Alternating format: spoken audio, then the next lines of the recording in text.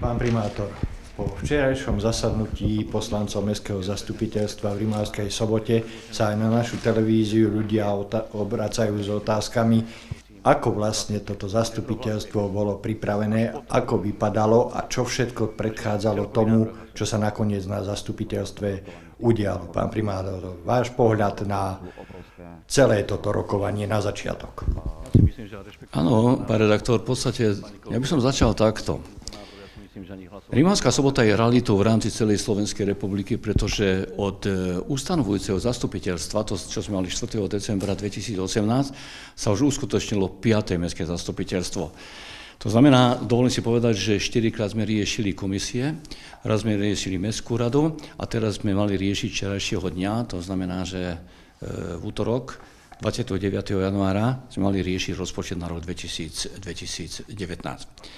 Je zaujímavé, že viaceré mestá, ale dovolím si povedať, že jednotlivé mestá v rámci celej Slovenskej republike skutočne ešte nemali iba ustanovujúce a čakajú v podstate ďalšie zastupiteľstvo, ako je Hnúšť a ďalšie mestá v rámci celej Slovenskej republiky.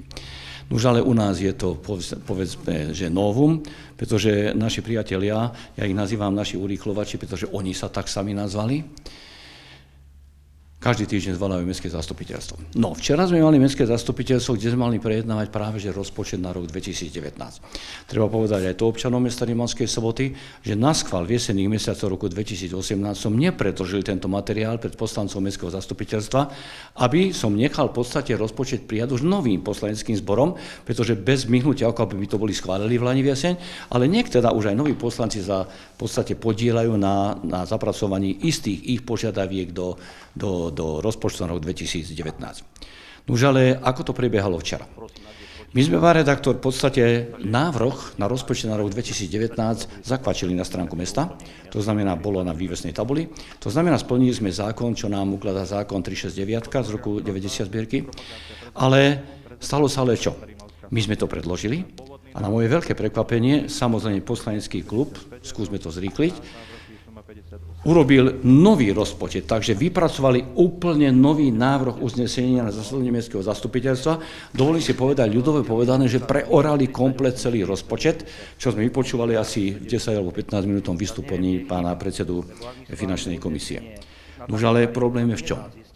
Problém je v tom, že tento rozpočet, ktorý oni chceli prijať, nie je v súlade s rozvojom mesta Rimavskej Soboty, pretože za prvé, nepodlieha, alebo nie je zákonom stanovené, ich podmienky neboli dodržané, pretože ak chceme zmeniť rozpočet, ktorý sme pripravili a ktorý bol zakvačený na stránku mesta Rimavskej Soboty, v každom prípade, k tomu, ktorému sa vyjadril aj hlavný kontrolór, musí byť aj takýto obrovský návrh vykvačený na strane mesta, aby sa k tomu aj občania, jednotlivé komisie, pracovníci, vedúci odborov oddelení, príspevkové organizácie by sa mohli vyjadriť. To znamená, toto je prvé porušenie. Nerokovali, nepredložili i napriek tomu, že na tých 4 zastupiteľstvách sme riešili komisie, riešili sme radu, pretože trvali na tom, že aby jednotlivé komisie sa vyjadrovali rozpočtu. Pán redaktor, my sme nedostali ani jedné stanovisko, ktoré by v podstate naznačilo alebo navrhovalo zmenu niektorých, by som povedal, kapitol zmene rozpočtu na rok 2019. Áno, dostal som písomne materiál od finančnej komisie a ešte od jednej komisie. To sú také od rozvojovej komisie, odboru rozvoja, komisie rozvoja mesta, ale tam boli len v podstate, dovolím si povedať teraz, že všeobecné frázy a teda konkrétne veci, čo sa týka jednotlivých kapitol na rozpočet na rok 2019, tam nebol. No a problém je v čom? Jasne, ja som to vytýkal. Ja som rozobral pred poslancom, že dámy a páni, ak vy chcete preorať tento rozpočet, ako ste to pripravili, nie je to možné, pretože v tom prípade sa dopúšťate v podstate porušenia zákona, pretože občania sa k tomuto rozpočtu, čo ste vy pripravili, musia vyjadriť. Skrátka, celý rozpočet preorali, nechali mi 47%, čo sa týka len úseku školstva, pretože toho sa nedotkli. No ale poďme konkrétne k veci. Ja som navrhoval jednoznačne, že áno. My musíme sa zamyslieť nad tým, že teda by sme zabezpečili rozvoj mesta Rimavskej Soboty. Problém je ale v čom? Ja skúsim to rozobrať. Pán redaktor. Páni poslanci z tohoto klubu navrhujú jednoznačne, aby sme prebudovali domov mládeže na ulici Školskej na domov dôchodcov a domov sociálnych služieb. Pán redaktor, skúsme sa len zamyslieť. My sme už predložili dvakrát, v septembri, v októbri do roku 2018, návrh na to, aby sme z tohoto domova vybudovali byty pre mladé rodiny s deťmi. Požiadavka je zo strany Ministerstva spravodlivosti, pretože viete veľmi dobre, tu sa počíta s vybudovaním väznice na Sabovej. Ja som mesiaci januára, alebo myslím, to bolo začiatkom februára minulého roka, rokoval som vtedajšou ministerkou pani Žitňanskou, ktorá ma jednoznačne informovala, že justičná väzenská stráž bude potrebovať cirka tých 70, 80 až do 100 bytov. Ostatné byty, pretože tam by sme mohli dať cirka tých 120-130 bytov, by sme poskytli pre občanov mesta Rimavskej Soboty. Ja mám tu na stole cirka 38 žiadostí na byty pre mladé rodiny s deťmi, takže nepôjdu tam rómske byty, ani vlastne ma to nenapadlo, že by som tam urobil sociálne byty, to jednoznačne prehlasujem. Boli by to byty pre mladé rodiny s deťmi plus pre justičnú väzenskú stráž.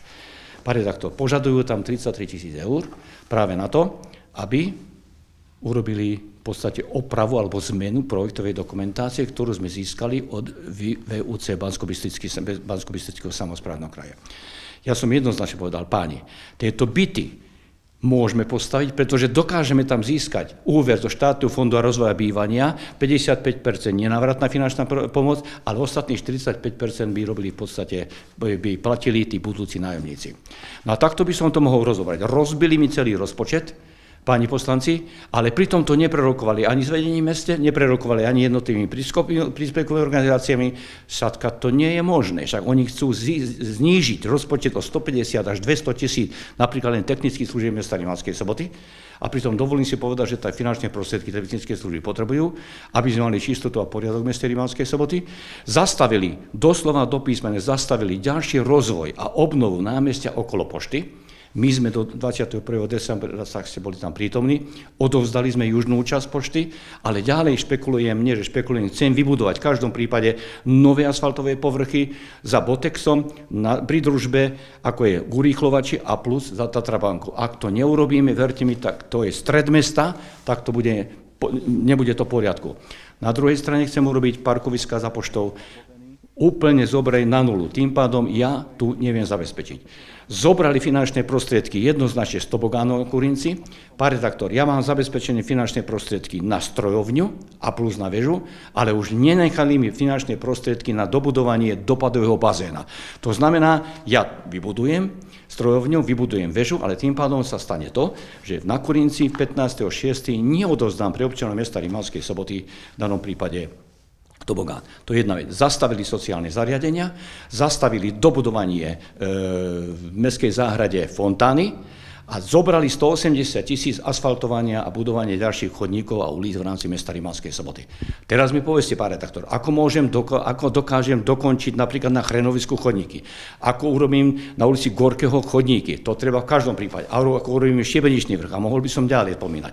Takže toto som jednoznačne to nesúhlasil. A keď som im povedal otvorene, že s čím nesúhlasím, tak pán poslanec Jurko mi dal procedurálny návrh, aby mi odňali možnosť vedenia schôdze. Jednoznačne, pán redaktor, odňatie vedenia schôdze môžu robiť poslanci, ale zákonnými prostriedkami. To znamená, mysle rokovacieho poriadku, len v tom prípade, ak predsedajúci, nech je to primátor alebo ktorýkoľvek iný, nedá možnosť vystúpiť poslancovi mestského zastupiteľa. Toto sa nestalo. To znamená nezákonný postup poslancov mestského zastupiteľstva a mrzí ma to, že okrem tých našich urýchlovačov, bolo ich tam včera 8, sa k tomuto pridal pán doktor Juhás aj pán Hazucha. To znamená, že 9 hlasmi, nakoľko ostatní ľudia boli preč, museli odišli napríklad, ďalší odišli napríklad na súd, odišiel jeden do Maďarska, takže oni dokázali toto urobiť. Ja som im nechcel povedať v tom čase, ale jednoznačne, pán redaktor, odňatie vedenia schôdze bolo protizákonné. Sedel tam okresný prokurátor, ktorý jednoznačne povedal, to chlapi nejde, pretože neporušil som nič a oni napriek tomu toto urobili. To znamená, prijali nezákonné uznesenie, zaďalej prijali ďalšie nezákonné uznesenie poverením schôdze pani viceprimátorky, ďalšie nezákonné uznesenie s tým, že poverili pána Juhása a ďalšie štvrté nezákonné uznesenie, že prerušili schôdzu. A teraz je skutočne problém, ako budeme pokračovať. Je to precedens v rámci celej Slovenskej republiky. Pán primátor, viem, že sa nemá odkazovať cez médiá, ale ani sme postrehli, že už zástupcovia tohto klubu vlastne zverejnili jednak na sociálnej sieti a jednak písomne na určitom médiu výzvu. Čiže z vašej strany, aké kroky vykonáte, aby toto zastupiteľstvo, ktoré pravdepodobne pokračovať bude, bolo už skutočne také, aké má byť, čiže v súhľade so zákonom.